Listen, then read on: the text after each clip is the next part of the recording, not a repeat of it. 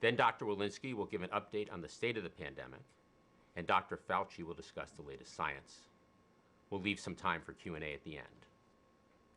On his first full day in office, President Biden released a comprehensive strategy to marshal a whole-of-government wartime effort to defeat the pandemic. We have spent each and every day of the last 4.5 months executing against that strategy. And today I want to provide an update on the progress we are making. First, on our efforts to get Americans vaccinated as quickly, efficiently, and equitably as possible.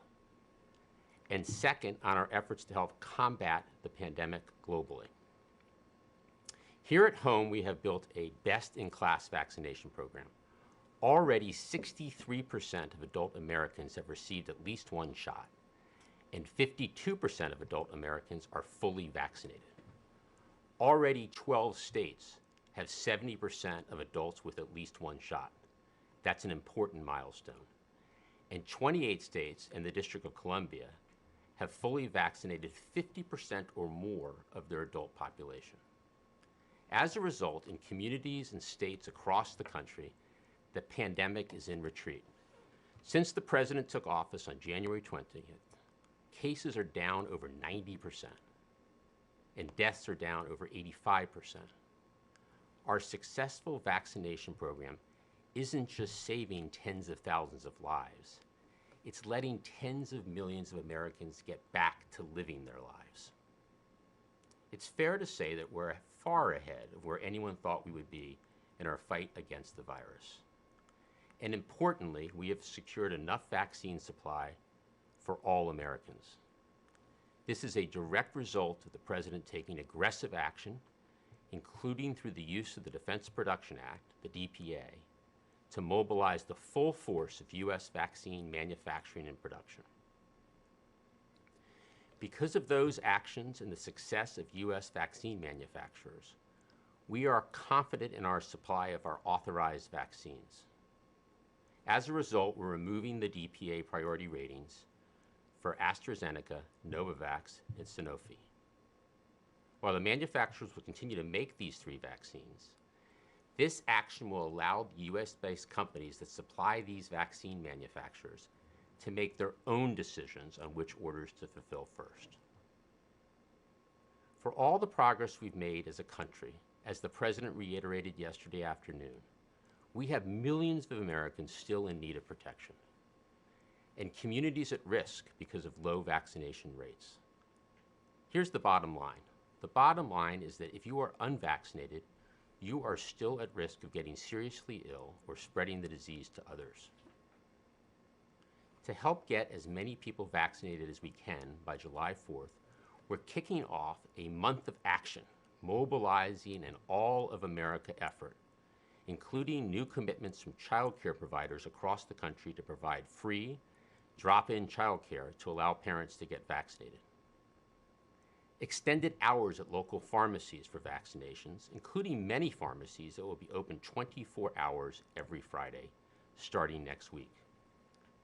Commitments from states and the private sector to incentivize vaccinations and celebrate our progress, including free beer for everyone over the age of 21 on July 4th, courtesy of Anheuser-Busch. And the Vice President is leading We Can Do This national vaccination tour. This national vaccination tour to key communities across the country will help reach millions of Americans who still need protection against the virus, highlight the ease of getting vaccinated, encourage vaccination, and energize and mobilize grassroots vaccine education and outreach efforts. As the days get brighter and brighter at home, we're focused on driving progress to help end the pandemic around the globe. It's both the right thing to do and an important step in protecting Americans by helping to stamp out the virus. The President has committed that the U.S. will be an arsenal for vaccines, and our work on vaccine supply is guided by a three-part approach. First, having successfully secured enough supply of vaccine for Americans, we are donating surplus U.S. vaccine supply and encouraging other countries with surplus supplies to do the same.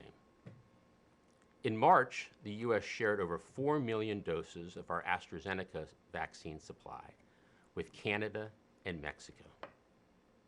And the President has announced a U.S. commitment to sharing a total of 80 million doses by the end of June. This is 5 times the number of doses any other country has committed to sharing. And these 80 million doses represent 13% of the total vaccines produced by the United States by the end of this month. We will continue to donate additional doses across the summer months as supply becomes available. But at the same time, we know that won't be sufficient. So the second part of our approach is working with U.S. vaccine manufacturers to vastly increase vaccine supply for the rest of the world in a way that also creates jobs here at home. Driven by the aggressive actions that have been taken to accelerate manufacturing and production lines in the U.S., Pfizer and Moderna have already increased their capacity to produce vaccines for the world. The third part of our approach will have us work with our partner nations and pharmaceutical companies and other manufacturers to facilitate the kind of global vaccine manufacturing and production capacity and capabilities that can not only help the world beat this pandemic, but also prepares the world to respond to potential future threats. Today, we're outlining our framework for sharing with the world the first 25 million doses. To be clear, our approach is to ensure vaccines are delivered in a way that is equitable and follows the latest science and public health data. Across the coming weeks, the administration will move as expeditiously as possible and work through regulatory requirements and logistical details to ensure safe and secure delivery of doses. This is certainly a complex operational challenge, but one that we take on and will get done. In fact, less than 2 weeks ago, the President committed to providing 1 million doses of the Johnson & Johnson vaccine to the Republic of Korea. After making a 2,000-mile journey to California, these 1 million doses are being loaded into a plane that will take off for the Republic of Korea this evening, carrying hope and bringing life-saving protection to the 1 million South Koreans who have already signed up to get a shot. This is just the beginning. We expect a regular cadence of shipments around the world across the next several weeks. And in the weeks ahead, working with the world's democracies, we will coordinate a multilateral effort, including through the G7, to combat and end the pandemic. Now let me turn it over to National Security Advisor Jake Sullivan. Jake? Thanks, Jeff. As Jeff said, today we are announcing our plan for sharing the first 25 million US vaccines with the world. I'm going to briefly outline why we are sharing them, how we plan to share them, and where we will share them. First, our goal in sharing our vaccines is in service of ending the pandemic globally. Our overarching aim is to get as many safe and effective vaccines to as many people as fast as possible. It's as simple as that. We want to save lives and thwart variants that place all of us at risk. But perhaps most important, this is just the right thing to do. Thanks to the ingenuity of American scientists and the resilience and commitment of the American people, we're in a position to help others. So we will help others. And as the President has said, the United States will not use its vaccines to secure favors from other countries. Next, I want to say a little bit about how we are sharing. We've received requests from all over the world, and a number of important factors went into our decision about how to allocate these first 25 million vaccines. These factors included achieving global coverage, responding to surges and other specific urgent situations and public health needs, and helping as many countries as possible who requested vaccines. We've also decided to prioritize helping our neighbors. We made the decision to share at least 75% of these vaccines through COVAX. This will maximize the number of vaccines available equitably for all countries and will facilitate sharing with those most at risk. And we decided to share up to 25% of these vaccines for immediate needs and to help with surges around the world. We can share these 25% in a flexible way. Finally, I want to talk a little bit about where we are sharing these first 25 million doses. We're sharing them in a wide range of countries within Latin America and the Caribbean, South and Southeast Asia, and across Africa in coordination with the African Union.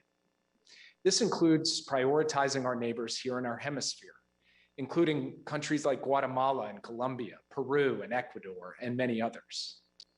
It respects existing regional networks for vaccine sharing, like the platform of the African Union and African Centers for Disease Control and Prevention, and the Regional Public Health Agency in the Caribbean, CARPA.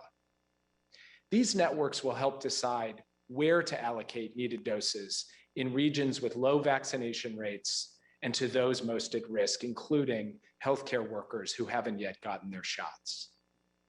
Our approach also prioritizes South and Southeast Asia, including countries like India, Nepal, the Philippines, and others that are undergoing surges right now. It recognizes our closest neighbors, Canada and Mexico, which received our first shared vaccines, and friends like the Republic of Korea, where our military shares a command. And it prioritizes other partners around the world, including countries with low vaccination rates or dealing with urgent present crises, like the West Bank and Gaza, Ukraine, Kosovo, Iraq, Haiti, and others. In the days ahead, we will coordinate closely with COVAX and with countries that will receive our vaccines. And as Jeff has said, this is only the beginning. The president has committed to sharing doses on an ongoing basis, starting with 80 million by the end of June. We will continue to donate from our excess supply as that supply is delivered to us. We will work with our international partners to get ahead of the virus, to follow the science, and to help countries in crisis. We also know that this won't be enough to end or reduce the lifespan of the pandemic. And that's why we're working with allies and partners to expand the production of vaccines and raw materials, including here at home, as Jeff described, and by building capacity around the world. We're also working with our G7 partners on a larger effort to help end the pandemic so that the world's democracies deliver for people everywhere. And we will have more to say about this next week when the G7 leaders meet in the UK. We will continue to build on our existing health and health security efforts focused on stopping the spread of COVID-19, increasing vaccination, detecting